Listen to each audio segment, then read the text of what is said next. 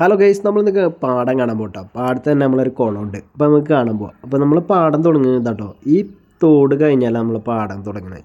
പാടം തുടങ്ങുമ്പോൾ തന്നെ നല്ലൊരു കവുങ്ങും തോട്ടമുണ്ട്. കവുങ്ങും തോട്ടം ഇങ്ങനെ നേരെ ചെന്ന് കഴിഞ്ഞ് നമുക്ക് കവുങ്ങും തോട്ടം ഇങ്ങനെ നേരെ ചെന്ന് കയറുമ്പോൾ ഒരു വഴി കാണാം. ഈ വഴി കൂടി കേട്ടോ നമ്മൾ സ്കൂളിലേക്കൊക്കെ പോയിരുന്നത്. ഈ കാണുമ്പോൾ തന്നെ എന്തോ ഒരു പഴയ കാലങ്ങളൊക്കെ നമ്മുടെ മനസ്സിലേക്ക് ഇങ്ങനെ കയറുമായിരുന്നു.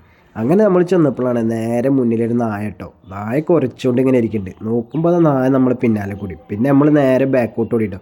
ബാക്കോട്ട് ഓടിയപ്പോൾ നേരെ നായ തിരിച്ചു വരുന്നു. ഒരു നായ കൂടി കൂടിയായിരുന്നു. നേരെ തിരിഞ്ഞ് നിന്നിട്ട് നായനാട്ടി ഇങ്ങനെ കുറച്ചും കൂടി മുന്നോട്ട് പോകുമ്പോൾ ഇവിടെ ജാതിത്തോട്ടം ഉണ്ടോ. ജാതിത്തോട്ടത്തുമ്പോൾ ജാതിയൊക്കെ ഉണ്ട്. ഇതിൽ നല്ല ജാതി മൂത്ത് വരുമ്പോൾ ഉണ്ടല്ലോ, അത് പച്ചക്കെടുത്ത് കഴിക്കാൻ ഭയങ്കര ടേസ്റ്റ് കേട്ടോ.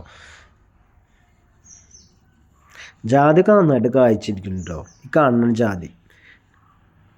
പിന്നെ നമ്മൾ നേരെ പോയത് നമ്മൾ കുളത്തിലോട്ട് പോകട്ടെ. അപ്പോൾ കുളത്ത് പോകുമ്പോൾ ഇതാണ് കുളത്തിൽ നിന്ന് ഒഴുകുന്ന വെള്ളത്തിൻ്റെ ചാലാട്ടോ.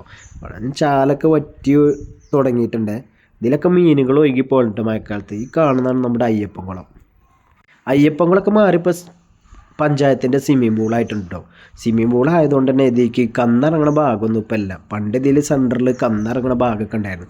അതുകൊണ്ട് തന്നെ കുട്ടികൾക്ക് നീന്തൽ പഠിക്കാൻ സുഖമായിരുന്നു. കന്നിറങ്ങണ ഭാഗത്ത് ചെരിഞ്ഞ് പോകുന്നതുകൊണ്ട് മേലേക്ക് വെള്ളം കുറവാകും, താഴത്തേക്ക് വെള്ളം കൂടുതലാവും. അവിടെയായിട്ട് ഞങ്ങൾക്ക് നീന്തൽ പഠിച്ച്. കുളത്തിൻ്റെ അവസ്ഥ ഇപ്പോൾ വളരെ ഷോക്കാണ്. പായലൊക്കെ കെട്ടിയിട്ട് ഒരു മനുഷ്യന് കുളിക്കാൻ പറ്റാത്ത അവസ്ഥയിലാണുള്ളത്. അധിക പഞ്ചായത്ത് കുളത്തിൻ്റെ അവസ്ഥ തന്നെ. വികസനം എന്നൊക്കെ പറയുമെങ്കിലും വികസനം ഉണ്ടാക്കിയ ഒരാഴ്ച കഴിയുമ്പത്തിൽ കുട ഇതുപോലെ ചണ്ടി പിടിക്കും.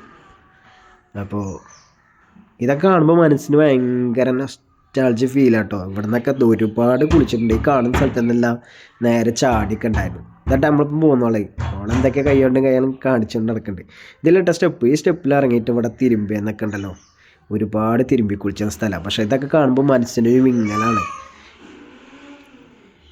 വേനൽക്കാലത്തൊക്കെ ഇതിൽ എത്രങ്ങാനും ആൾക്കാർ വരികയെന്ന് പറഞ്ഞാൽ ഒരു 100-200 വീടുകളിലുള്ള ആൾക്കാർ കുളിച്ച കുളത്തിൻ്റെ അവസ്ഥയാണിത്. കുളത്തിൻ്റെ തൊട്ടപ്പുറത്ത് തന്നെ മാവുണ്ട് കേട്ടോ. 5-6 കല്ല് പൊറുക്കിയിട്ട് ഞങ്ങൾ എറിഞ്ഞേ. പണ്ടത്തെ അത്ര ഉന്നല്ലെങ്കിലും എറിയാൻ കഴിയില്ലെങ്കിലും മാങ്ങ ചാടിയിട്ടോ. അപ്പോൾ ഈ കാണുന്നതാണ് ഞങ്ങൾ ചാടിച്ച മാങ്ങ.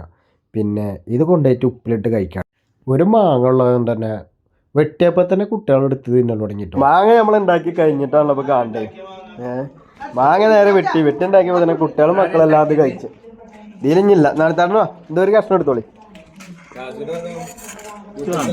നമ്മുടെ ഈ വീഡിയോ ഇവിടെ കഴിയണ്ടോ. അപ്പോൾ വേറെ വീഡിയോ ആയിട്ട് നമുക്ക് വീണ്ടും കാണാം.